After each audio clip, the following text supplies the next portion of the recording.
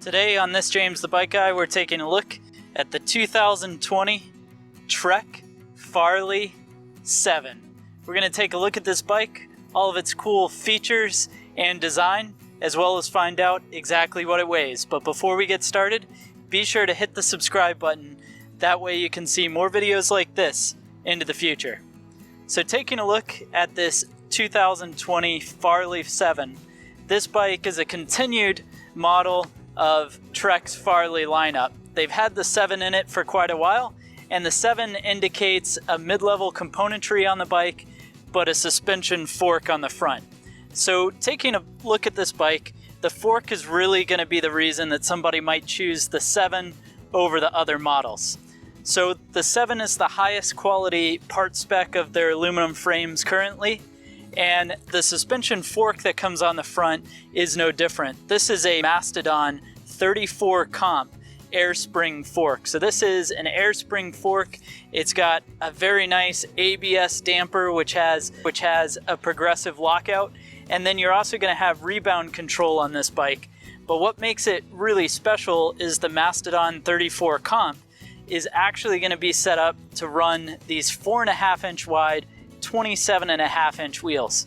That's right, so this Farley actually runs a much larger tire size than a traditional Fatbike would. So the 27.5 inch wheel, that combines with a 4.5 inch tire like on the front of this bike, makes for an outside diameter that's as big as a 29 plus. So this Mastodon fork helps accommodate those much larger tire sizes, which also allows the bike to handle a whole heck of a lot better when the going gets rough. The frame is going to be made out of Trek's Alpha Platinum aluminum, and this is finished in a really gorgeous orange color on the bike. I really like the way that it looks. I hope it comes out well on camera, but this is a really neat look to the bike, and I appreciate it with the black and the yellow theme that goes on it. It almost has a little bit of a Halloween type vibe. Now on the drivetrain of this bike is going to run SRAM's NX rear derailleur, and then it's going to be set up with a PG 1210 rear cassette, which is an 11 to 50 tooth drivetrain range. And then up front, you're running SRAM's Dub crankset. This is an X1 1000 Eagle crankset, Fat 5 width, with a 30 tooth alloy Eagle chainring on the front. For wheels, this is a place where the Trek is really going to shine. They've got these Sun Ringley Mulefoot 80 rims, which are a tubeless ready rim, of course wrapped with tubeless ready tires. But the rear hub that's on this bike is actually going to be the Rapid Drive 108 hub, which is a 108 tooth of engagement rear hub, and it works incredibly well. Interesting to note with tire size is the 15.5 inch frame and the 17.5 inch or medium frame. They're actually going to run a smaller rear tire. It's going to be the same narwhal tire, but in a 27.5 by 3.8. This is an upgrade from last year because they used to run 2 separate tires, and the reason they need to run a smaller tire is with that sloping seat tube on the back, the tire would have the potential of contacting with that mount with the same 4.5 inch wide tire. So they run this 27.5 by 3.8 on the rear, which is going to allow you to run the same tread pattern front and rear, but have that extra room. And the size large or 19.5 and bigger, they actually run the same 4.5 front and rear. Now with these narwhal tires, they're 120 TPI tires. They are tubeless ready, so this bike you could set up tubeless very easily.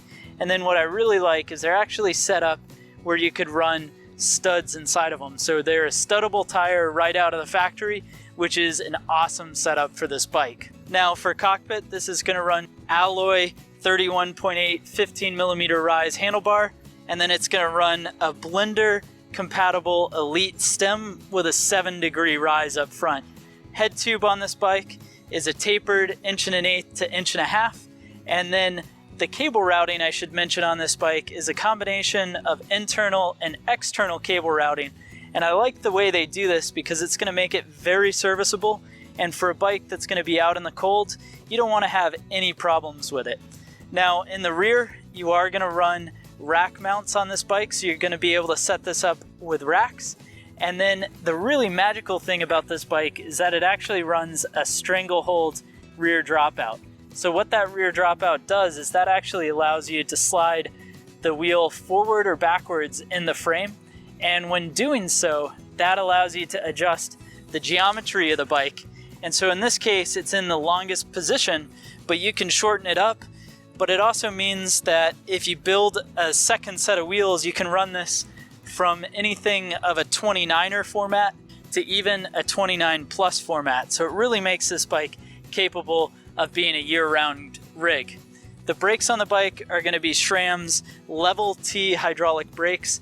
I love to see SRAM brakes on fat bikes because the dot fluid is not going to react in the cold. So you're going to have very consistent brake feel, unlike mineral oil brakes. And then the shifter on this bike is actually going to run SRAM's new SX line of shifter. So it's going to be a standard clamp shifter right on the handlebar. For a seat post, you're going to run a Transex JD YSP 18 dropper post, and this is going to have 130 millimeters of dropper travel, which is quite a bit. And mounted on top is going to be the Bontrager Arvada saddle. And to control the dropper post, you're actually going to have a 1X style lever to be able to push and actuate that seat post. So that's a look at all of the features of the 2020 Trek Farley 7. Let's go ahead and find out what it weighs. The actual weight of the 2020 Trek Farley 7 with tubes is 35.87 pounds. Well, thanks for watching this video on the 2020 Trek Farley 7. Go ahead and let me know your thoughts down in the comment section below. Be sure to hit the subscribe button if you haven't already. And while you're at it, leave a thumbs up if you enjoyed the video, and can't wait to see you in the next one.